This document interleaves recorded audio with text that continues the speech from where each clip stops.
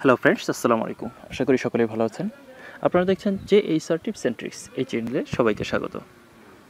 Friends, আজকে আমরা শিখব মোবাইল ফোনের যে কোনো সফটওয়্যার অথবা আপনার ল্যাপটপ বা কম্পিউটারের যে কোনো সফটওয়্যার খুব সহজেই কীভাবে আপনি ডাউনলোড করতে পারেন। তো চলুন শুরু করা যাক।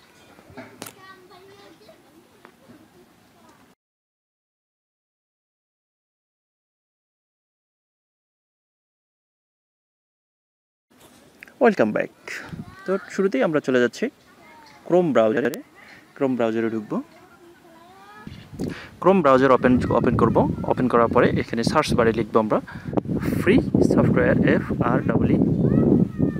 ফ্রি সফটওয়্যার ফাইল লিখে সার্চ করব। সার্চ করলে পরে এরকম একটা ইন্টারফেস দেখতে পাবেন। দেখতে পাচ্ছেন ফ্রি সফটওয়্যার ফাইল লেখা দেখতে পাচ্ছেন। এখানে ক্লিক করব। তারপরে দেখতে পাবেন এরকম একটা ইন্টারফেস চলে এসেছে। এখানে আপনি যতগুলো সফটওয়্যার দেখতে পাচ্ছেন এগুলো সফটওয়্যার খুব সহজেই আপনি ফ্রি ডাউনলোড করে নিতে পারবেন।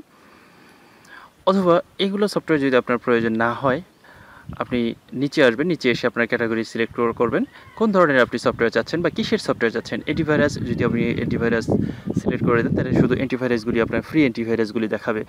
এরকম অডিও প্রসেস, আপনি ভিডিও এডিটিংয়ের যদি সফটওয়্যার চান, সাপোজ আমি ভিডিও এডিটিং ক্লিক করলাম, ভিডিও এডিটিং দেখতে পাবেন শুধু ভিডিও এডিটিংয়ের যে সফটওয়্যারগুলো আছে এই সফটওয়্যারগুলি দেখাচ্ছে। দেখতে পাচ্ছেন এগুলি সব ভিডিও এডিটিংয়ের সফটওয়্যার।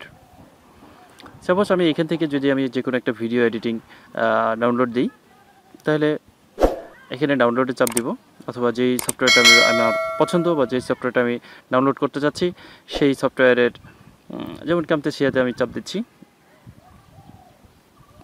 তাহলে আপনার ডাউনলোড প্রসেসটা শুরু হয়ে যাবে।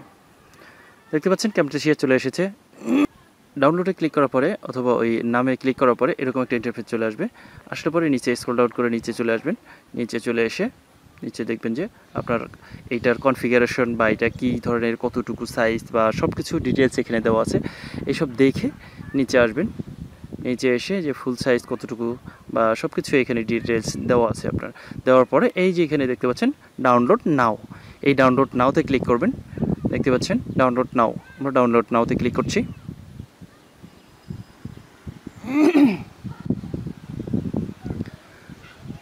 ফ্রেন্ডস, ডাউনলোড নাওতে ক্লিক করলে এরকম একটা ইন্টারফেস চলে আসবে। প্রসেসিং ডাউনলোড রিকোয়েস্ট প্রসেস হচ্ছে, আমার রিকোয়েস্টটা প্রসেসিং হচ্ছে। দেখতে পাচ্ছেন আমার সাইজ হচ্ছে 485 MB অলরেডি।